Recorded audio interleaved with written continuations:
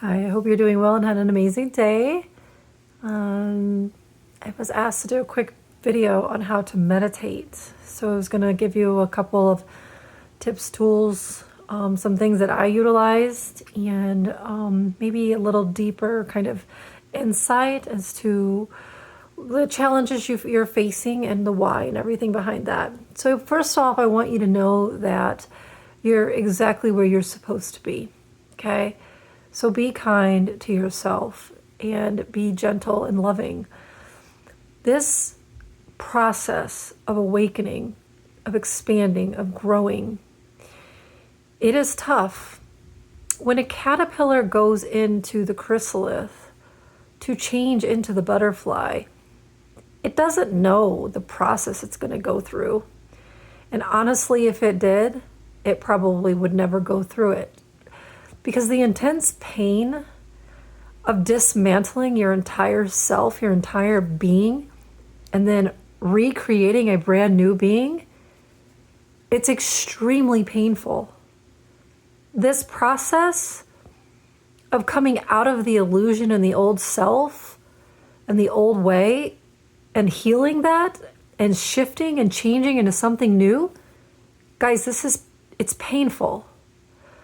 If you work out and you're trying to build muscle, you literally have to tear the muscle down first to build it back up. And it's painful. You get my drift?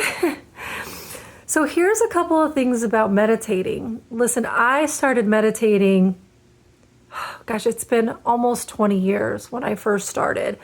And when I first started, I fell asleep all the time. I couldn't think. I couldn't even get even into any deeper senses of self, and I was out like a light, exhausted.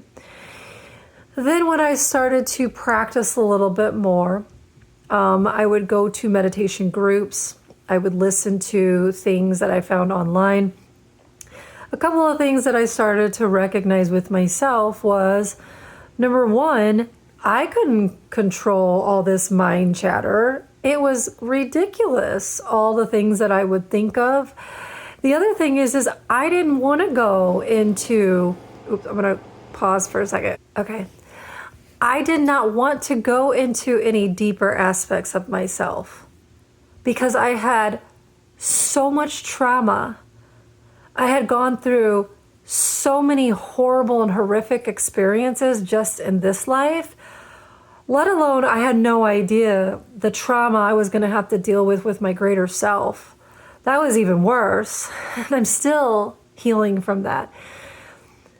But I wasn't willing to do the meditation because doing the meditation means that I had to sit still. It means that I had to look at my traumas, my wounds, my emotions, my healing journey. And I didn't want to. It was too difficult. There was too much there. But what I did was I started to, step one, is I started to go to groups. I got into Reiki. I found individuals and things that resonated with me. And I asked to be shown, show me a teacher. Show me some guidance. Show me the right person I should be communicating with. Universe, please. And I started to do those, and I started to reach out and get help. And then the second thing I did is I listened to some things online, so on YouTube, on reprogramming.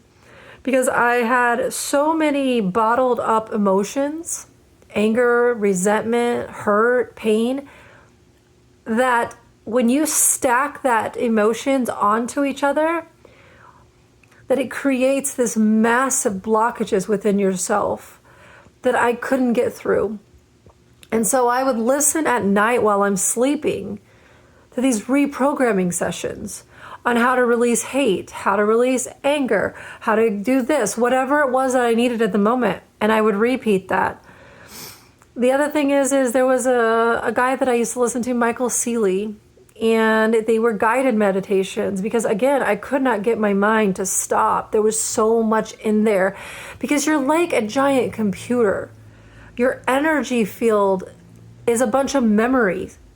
It's memories. It's little Polaroid pictures of moments in time that are bound together with a string of energy, which is the emotions. So imagine if you were traumatized, you're re-traumatized and re-traumatized and re-traumatized over and over and over and over and over and over and over and over and over and over again for years. Imagine you start opening up that box. It's very difficult. You don't want to. Your mind, your conscious mind does not want you to go there. Hell, it definitely doesn't want you to go to the deep depths of your subconscious. Woo! But I started to listen to him. I started to listen to his guided meditations, and I just kept repeating things and repeating them and repeating them until finally things started to click in my body. And I would literally jolt and shift. And I still do this when things are shifting within me. Energies are shifting and moving. And then there was one moment where I needed a new teacher, Christy Marie Sheldon. Excellent at what she does. And she literally pulls blocks and energy out of people in groups. I would check her out. The other one I would check out is Viana Steibel, Theta Healing. Excellent reads, excellent books. Those helped me through the healing process so that because I knew that doing meditation meant healing. Those go hand in hand. That's what meditation is for. It's for you to heal thyself. So once I started to do all of that stuff, then I started to come up with my own techniques within myself. Then I started reaching deeper aspects of myself. A couple of things I would recommend is until you can go to the deep parts of yourself into the subconscious, make sure you're sitting up. You don't necessarily have to sit up straight, but you do want to make sure you are somewhat sitting up. It's going to be extremely uncomfortable. That uncomfortable energy means you have unresolved issues. You have unresolved things within your energy field. If you can't handle the issues, then you can shift and move.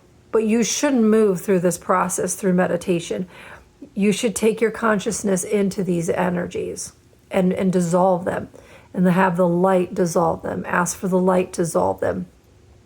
The other thing is always connect to source. Saying it, going up and out of your space and anchoring that energy down into your body, even if you keep saying it over and over and over, it's repetition, it's focus, it's repetition, it's focus, then you're going to do it. Guys, this is a lifestyle. It is not just something you dabble in.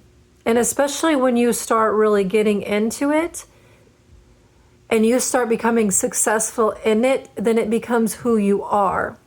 Okay?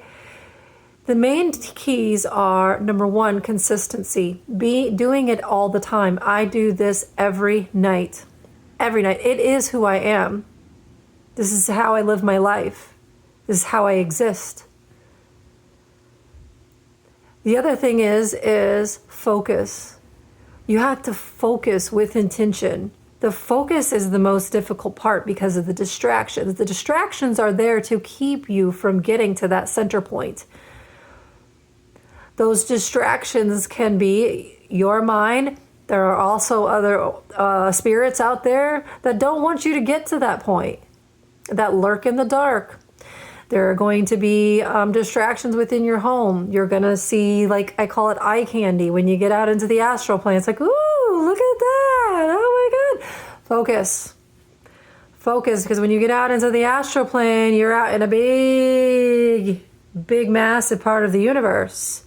And there's so many amazing things to see, and it's, focus. Where are you going? What are you trying to do? How are you going to get it done? Okay? Set your intention. Do this consistently. Focus and journal or do videos. That's what I do because journaling takes too long and I don't have time anymore.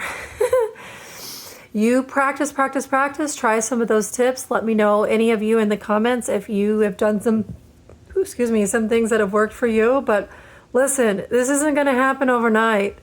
This was one of the most frustrating and painful experiences I have ever gone through. I just want you to imagine for a second and feel, if you can, that caterpillar in that chrysalis. It doesn't like what it's going through. It's extremely painful, not happy, but it has faith. It has faith in God, in Source, in the universe that, hey, something really amazing is happening to me. And when I come out of here, I may be different, but I'm going to be a cool different. And I'm going to get the heck out of here. All right, I love you. Have a great night.